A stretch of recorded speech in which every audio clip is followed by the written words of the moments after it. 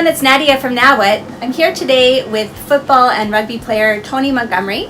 He's here to tell us all about his experiences of managing conflict in football, and I can't wait to hear what he has to say. Take it away, Tony.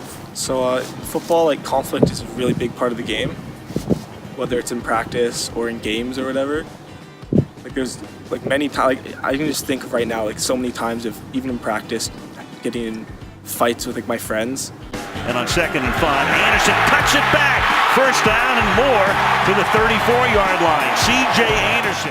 How many years have you been playing football and rugby for? I've been playing football now for 10 years, and I've been playing rugby for 5. Okay, great. And what ideas or advice do you have to share with people who are just starting out in the sport in terms of conflict management and how to do that?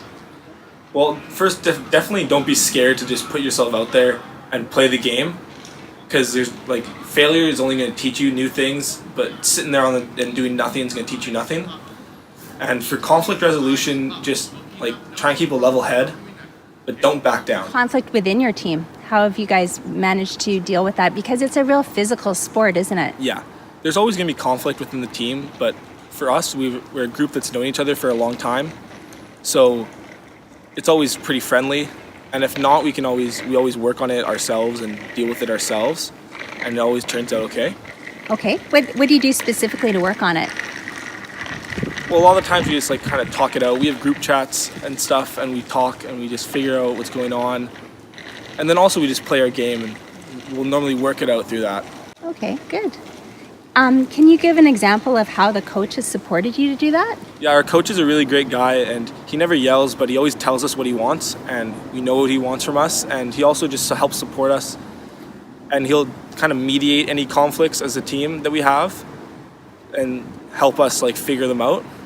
When last season when we had a conflict between two players, he kind of took them off to the side and kind of figured out what the problem was, and after that everyone was good. Did he involve the rest of the team in that, or did he sort of just keep that between the two players? There's been times with both. It just depends on the situation. Sometimes if it's kind of a team issue where a lot of the team has a problem, then he'll bring everyone together and we'll talk through it, and everyone will kind of have a chance to talk.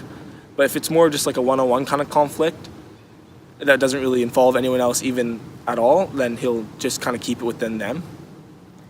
So it sounds like what you're saying is that the coach has a really good handle on some of the interpersonal dynamics that are going on the team. Yeah, exactly. He's known all of us for quite a few years now, and we all respect him a lot. And he respects us. So it's a good team balance. Good. And what happens when new players join the team?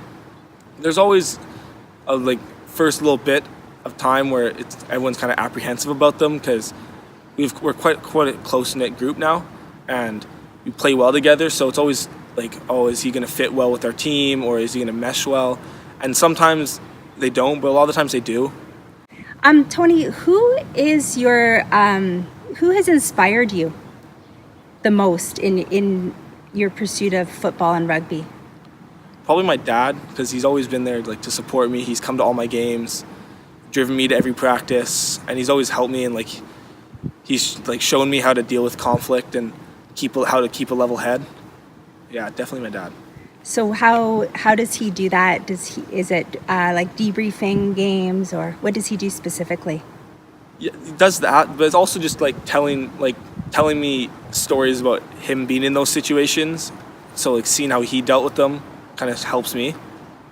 Good. And does he get involved when you're having difficulties with your teammates or your coach?